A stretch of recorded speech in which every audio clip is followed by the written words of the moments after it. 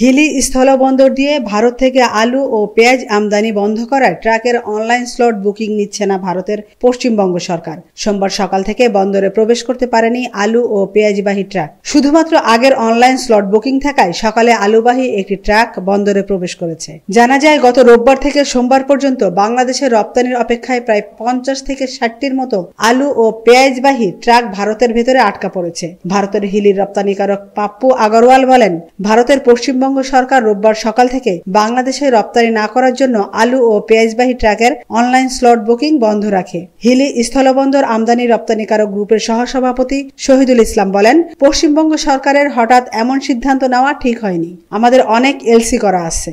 আমাদের আলু ও পেঁয়াজ আমদানি করতে সুযোগ দেওয়া হোক, না হলে আমরা আর্থিকভাবে ক্ষতিগ্রস্ত হব। আমিনা ইসলাম, নিউজ ডেস্ক, আজকের সংবাদ।